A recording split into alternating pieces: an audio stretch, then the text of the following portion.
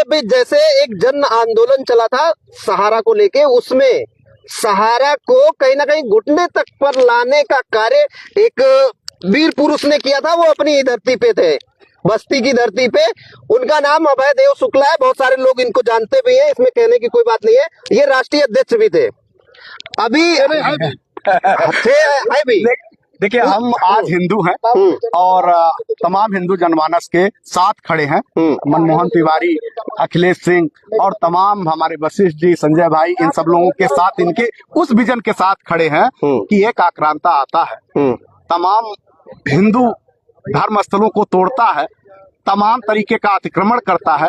और आज के डेट में भी जब कहते हैं कि पूरा भारत भगवामय हो गया हो, देश का प्रधानमंत्री, उत्तर प्रदेश का मुख्यमंत्री से लेकर तमाम मुख्यमंत्री आज हिंदू हित की बात करते हुए दिखाई देते हैं, हिंदुत्व की रक्षा के लिए निकल कर आगे आते हैं, तो हम नौजवानों का भी फर्ज बनता है कि जो हमारा मूल अस्तित्व कहीं खो गया था, कहीं उस पे कुठाराघात हो गया था, आज शुद्धिकरण करने का दिल है। हम सभी के मन में गंगा जल है और उस गंगा जल को लेकर के पवित्र मन से, शुद्ध मन से हम सब लोग ये प्रयास कर रहे हैं। अभी आपने कहा कि आज कार्यक्रम स्थगित हो गया है, स्थगित नहीं है, ये आज विश्राम ले रहा है, ये प्रथम चरण है। ये जैसे इन्होंने कहा कि भगवान राम के मंदिर का निर्माण करने के लिए, उस मस्जिद को ध्वस्त करने के लिए 500 सालों से जो कार्यक्रम आयोजन किए गए थे, जिन लोगों ने अपनी आहुतियां दी, एक ने वो बीड़ा उठाया, लाखों लोगों ने अपनी आहुति दी।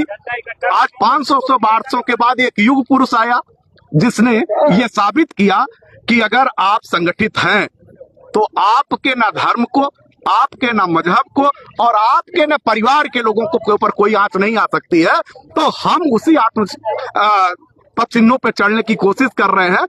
आज हमको हमारा राम मंदिर मिला, आज वर्षी उस जगह का जो कलंक मिटाया गया था, आज ये संकल्प फिर हुआ है, इस बस्ती की धरा से हुआ है, गुरु वशिष्ठ की धरा से हुआ है, जिसने गुरु वशिष्ठ जी ने भगवान मर्यादा पुरुषोत्तम राम को इसी बस्ती की धरती पे 12-13 सालों तक वो उच्च शिक्षा प्रदान किया था, जिससे उनका मर्यादा पूरी दुनिया में कीर्तिमान स्थापित है। तो चिन्हों पे चल रहे हैं और ये अच्छा काम, पुनीत काम कर रहे हैं। हर हिंदू जनमानस को, खास तौर पे मैं निवेदन करूंगा उन सभी लोगों से, जब उनकी मजारों पे लोग हिंदू जनमानस जाते हैं तो मन के अंदर में एक कचोट होती है कि आप किसकी पूजा कर रहे हैं। हमारे यहाँ तो दूब की पूजा होती है, छत की पूजा होती है, तमाम देवी देवता, 33 करोड़ देवी देवता हम लोगों के यहाँ है। आप पूजा करिए ना, आप अपना लक्ष्य, अपना भगवान तय करिए ना, उसी में रहिए ना, उसी में खाइए ना, अपने लोगों को जोड़िए ना।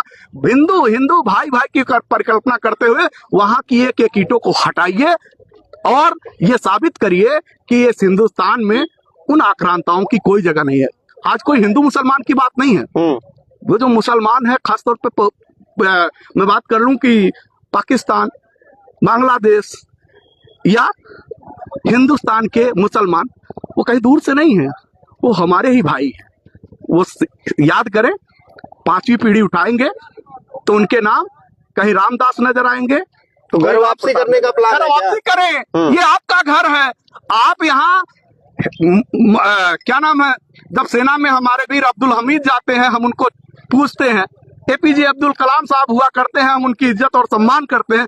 आप एपीजे अब्दुल कलाम बनिए, अशफाकुल्लाह खान बनिए, वीर अब्दुल हमीद बनिए, आपको कोई ओसामा बनने की जरूरत नहीं है। आपको जो हिंदू आज आप पे कटाक्ष कर रहा है, वही हिंदू आपको अपने सर आंखों पे बैठाएगा। आप मेरे भाई हो, समझो इन आक्रांताओं ने आपको कुछ नहीं दिया, आपके ऊपर ऐसे ऐसे चीजें थोप दी जिससे आज समाज नहीं, दुनिया में आपकी कहीं भी, किसी देश, किसी राज्य में चले जाइए, आपको कातिल निगाहों से देखा जाता है, आपको आतंकवादी समझा जाता है। इस दंश से मुक्ति पाइए और हिंदुस्तान में सनातन संस्कृति को ऊपर ले आइए और हिंदुस्तान के हैं ये साबित करिए, और उस मस्जिद, उस मजार को आप अपने हाथों से उजाड़िए। अभयदेव, मानते हैं कि आप हमारे साथी हैं। अभयदेव शुक्ला जी, जिस प्रकार से राजनीति में भी कहीं ना कहीं एक कदम है इनका, तो एक चीज और पूछना चाहेंगे। राजा सुहेल देव के लिए संगठन के सारे लोग आगे आए।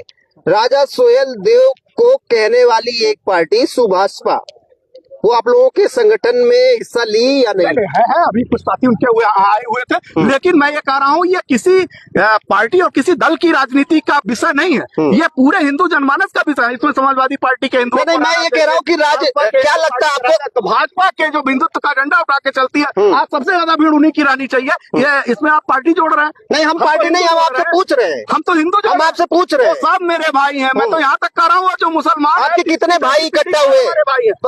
अभय जी, आज ये कारवां शुरू हुआ है, कल हजारों की भीड़, लाखों की भीड़ आपके साथ दिखेगी, उनके अंदर हृदय परिवर्तन होगा, वो अपने मतलब आपके भाई अभी हृदय परिवर्तन, आपके भाइयों, बात हो रही, आपके बीच के आपके भाइयों का हृदय परिवर्तन अभी बाकी है? नहीं हो रहा, धीरे धीरे। आप देख नहीं रहे पूरे भारत में, आप भारत का नक्शा उठा करके देखेंगे तो उसको सर्च करेंगे तो चारों तरफ से भगवा भगवा है, कुछ चीजें पड़ी हुई है, कहीं लाल कहीं हरी, तो खत्म हो जाएंगी, बहुत नहीं है, खत्म करेंगे बहुत, हम नहीं खत्म करेंगे, धीरे धीरे समय खत्म करता है। आज एक जमाना था कि 500 सालों तक इतिहास बना कि वहाँ संघर्ष करना पड़ा बाहर भगवान राम को प्रतिष्ठापित कराने के लिए, आज भव्य मंदिर बनकर के तैयार है, ध्वज पताका फहरा रहा है। ये एक व्यक्ति एक किसी पार्टी का जनसमूह का समर्थन नहीं, मुझे याद 6 दिसंबर को जिस तरीके से बंगाल में बताया गया, आज ही के दिन 6 दिसंबर को ही जिस प्रकार हिंदू शौर्य दिवस मनाता है इसको 6 दिसंबर को, वैसे ही बंगाल में एक मुस्लिम था, कोई टीएमसी का ही नेता था। टीएमसी के बारे में बहुत सारी चर्चाएं आपने सुनी है। टीएमसी को एक उसने कहा कि 6 दिसंबर को मस्जिद बनाएंगे, हिंदू विरोधी पार्टी है। टीएमसी को जैसे ही लगा कि ये पूरे भारत के उन हिंदू जनमानस के लोगों को के साथ आघात पहुंचाने का काम कर रहे हैं, पार्टी से निकाल के बाहर कर दिया, इंडिविजुअल होके खड़े हो गए हैं। आप टकराने की कोशिश करोगे तो 80 बनाम 20 हो जाएगा, आप वहां एक ईंट रख नहीं पाओगे। आपने अगर सोचा है कि वहां पे हम फिर से पुनः बाबरी मस्जिद को स्थापित करने का काम करूंगा, तो बस्ती से लेकर के पूरे हिंदुस्तान का हिंदू जनमानस वहां पहुंच करके उसी जगह पे जहां आप राम मस्जिद का निर्माण करने की बात कर रहे हो, वहां भव्य राम मंदिर निर्माण करके दिखा देगा। अच्छा, टीएमसी, चूंकि आप बीजेपी का भी कहीं ना कहीं सपोर्ट करते हुए दिखाई दे रहे हैं, तो एक चीज नहीं मैं सुना, अभी सुना, बहुत सारे लोग देखे भी। एक चीज मैं पूछना चाह रहा हूँ, मेरा क्वेश्चन, बीजेपी इस देश में, प्रदेश में और तमाम राज्यों में सरकारों में है, कुछ गलत रहेगा, चाहे वो समाज के लिए, चाहे हिंदुत्व के लिए, चाहे किसी और विजन के लिए, तो अभय देव खुल करके उसका विरोध करेगा। लेकिन जहां लगता है कि आज किन्हीं मुद्दों पे हमको और हमारे साथियों को उनकी अच्छी बातों को भी समाज के रूप में प्रतिस्थापित करना चाहिए, बोलना चाहिए, खुल के बोलेंगे। हम किसी राजनीतिक दल के, ममता बनर्जी ने साफ कहा है, अभी आपसे कहा भाई, ममता बनर्जी ने साफ कहा है कि हिंदुत्व हमको बीजेपी बिल्कुल ना सिखाए। एकदम मैंने कहा ना कि उन्होंने दिया। मैं आपको आपने कहा कि बीजेपी का समर्थन करते हुए नजर आए, तो मैंने कहा कि जैसे ही टीएमसी को यह पता लगा, उन्हीं का विधायक वहां पे उस आक्रांता जिसकी नींव हमारे यहाँ लोगों के घरों में पहुंच करके हमारे जनेऊ तोड़ने का काम करती थी,